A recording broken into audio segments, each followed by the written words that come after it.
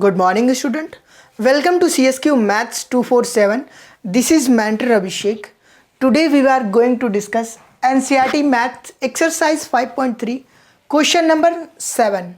Okay one इससे पहले के जो क्वेश्चन है हमने 1 by 1 काफ़ी डीप से डिस्कस किया है एक्सरसाइज 1 से एक्सरसाइज 5.3 तक और कंटिन्यू करेंगे हम 12th तक. दैट मीन्स कि 1 by 1 हमारा मैथ्स चलता रहेगा. इसके साथ हम अदर कोर्सेस भी स्टार्ट करेंगे. तो उसके लिए आपके साथ की ज़रूरत है, आपका इनिशिएटिव, आपका प्यार.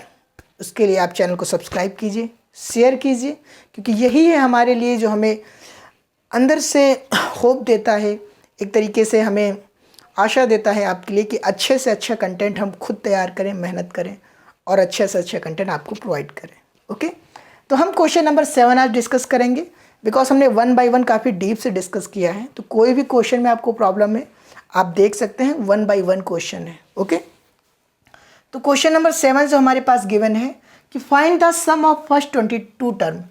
एक सीरीज़ है अर्थमेटिक प्रोग्रेशन, बिकॉज चैप्टर ही पूरा बेस्ड है उस पर. उसका जो 20 टर्म है उनका हमें सम फाइंड करना है. उसका जिसका विच d इजकल टू 7, जिस सीरीज का जो d है 7 है and 22 term is 149. That means कि सीरीज़ का जो 22 टर्म है, 22 टर्म हम वैल्यू सॉल्व करते हैं. कैसे करते हैं? A n is equal to A plus N minus 1 into d. N के प्लेस में हम 22 रखते हैं बिकॉज हमें 22 टर्म फाइंड करना है.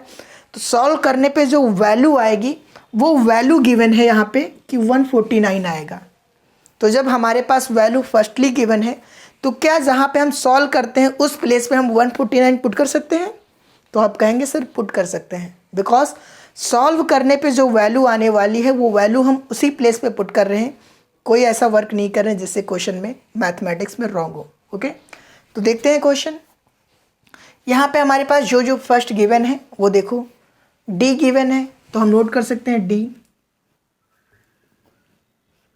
हमारे पास डी गिवन है, कितना है डी? 7 है. डी हमारे पास 7 गिवन है.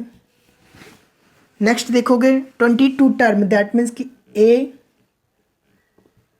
22 गिवन है, कितना है? 149 है. 149 हमें क्या करना है? सम फाइंड करना है और साथ में हाँ सम ही फाइंड करना है और कुछ नहीं करना. बट इसमें सम बोला है, सम के साथ में 2 क्वेश्चन यहाँ पे आपके बन गए. आप अगर समझ पा रहे हैं तो अच्छी बात है, अगर नहीं तो समझना पड़ेगा कि देखो उसने कहा कि सम फाइंड करो. तो सम हम तब फाइंड कर पाएंगे, हमारे पास सम के लिए 2 फॉर्मूले हैं. कौन कौन से हैं? S N is equal to N by 2 A plus L, एक ये हो गया.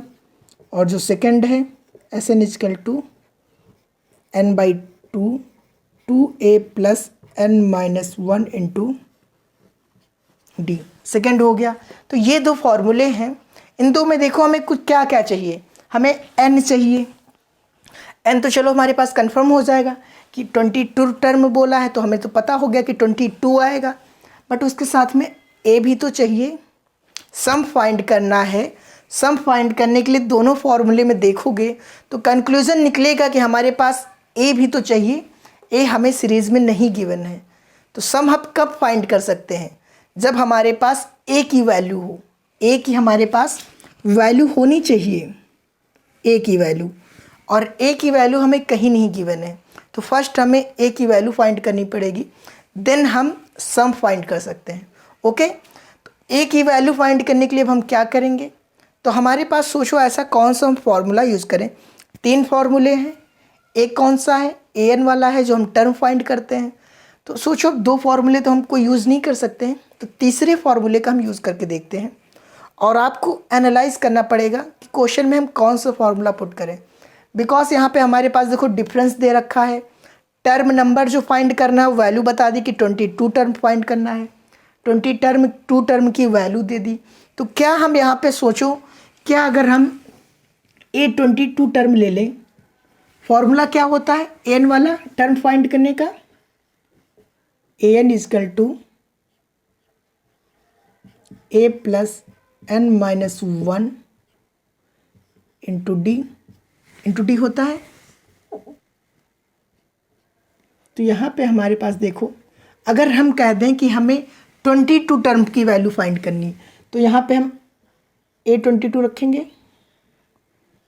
A22 equal to A plus N कितना होगा, 22 होगा, माइनस वन इंटू डी होगा। और डी की वैल्यू हमारे पास देखो गिवन है, डी की वैल्यू 7 है, तो हम 7 पुट कर देते हैं। कुछ चेंजेस ऐसा नहीं किया, हमने कहा हमें 22 टर्म की वैल्यू फाइंड कर रहे हैं, 22 टर्म करते हैं तो एन की जगह पे हम 22 पुट करते हैं। अब नेक्स्ट देखो, हमारे पास 22 टर्म की जो वैल्यू फाइंड करने पे आंसर आता है वो 149 आएगा।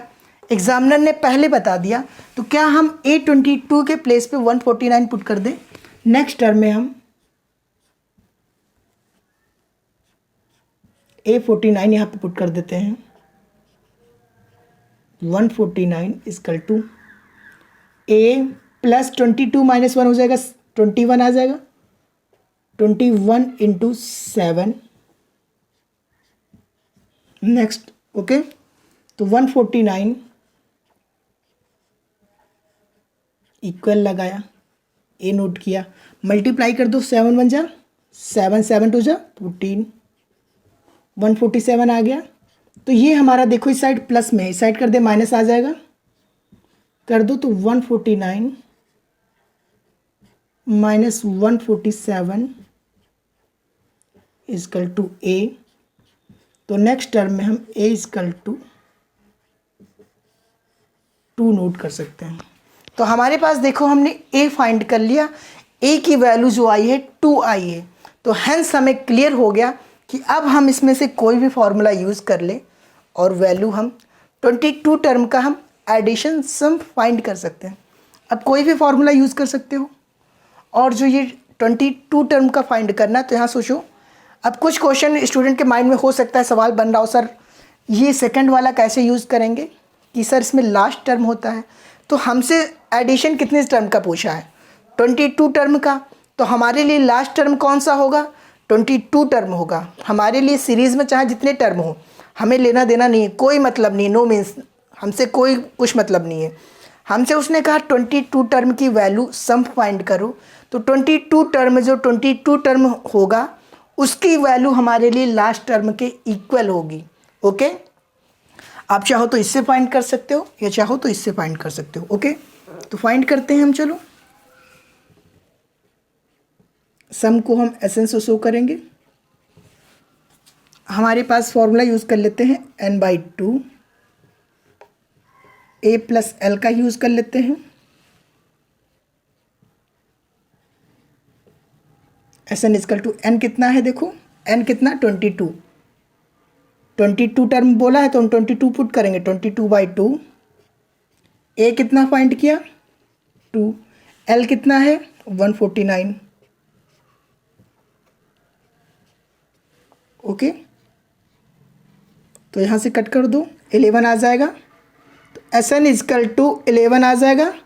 11 इंटू मल्टीप्लाई ऐड करोगे, ऐड करो 9 2 11, 11 का 1 बचा 1, 4 1 5 51। और हमने आपको बताया कि जब भी हमें 11 से मल्टीप्लाई करना होता है तो हमारे लिए बहुत इजी होता है। क्यों, कुछ नहीं करना है, लास्ट नंबर कितना है 1, लास्ट कितना है 1 लिख दो, फिर लास्ट और ये वाला ऐड कर लो, 5 1 6 6 यहाँ नोट कर दो। फिर देखो ये 2 ऐड करो, 5 1 6 6 नोट कर दो। फिर देखो लास्ट में कितना 1 ऐड कर दो। ये हमारे पास आंसर आ गया। 11 से मल्टीप्लाई करना तो बहुत इजी है, कुछ नहीं करना है, लास्ट टर्म रख दो, सबसे लास्ट फर्स्ट टर्म रख दो, बीच में एडिशन करने पे जितना आता है पुट कर दो। तो 166 आया। इसको थोड़ा और पास में कर देते हैं, इसके 1661, ये हमारा आंसर हो गया। ओके, तो हमने कुछ नहीं किया, हमने समझा कि हमें क्वेश्चन में सम फाइंड करने के लिए ए होना चाहिए, तो हमने ए की वैल्यू फाइंड की। कैसे फाइंड की, नंबर ऑफ टर्म्स जो हम फाइंड करते हैं उसके अकॉर्डिंग गए, उसके अकॉर्डिंग देखा हमने कि 22 टर्म की वैल्यू गिवन है। तो हेंस अगर हम 22 टर्म की वैल्यू पुट करें यहाँ पे और हमारे पास डी गिवन है, एन हमारे पास गिवन है, तो वेरिएबल सिर्फ हमारे पास एक वेरिएबल बचेगा और वो वेरिएबल होगा ए, और उसकी वैल्यू हम फाइंड कर लेंगे, जो आएगा वैल्यू आ जाएगी, उसे पुट कर देंगे फॉर्मूले में और सम फाइंड कर लेंगे। आई होप क्वेश्चन क्लियर हुआ होगा। ओके, तो मिलते हैं हम नेक्स्ट क्वेश्चन में। चैनल को सब्सक्राइब कीजिए, अगर एक्सप्लेनेशन अच्छा लगा हो सब्सक्राइब कीजिए, शेयर कीजिए, लाइक कीजिए। Okay, thank you.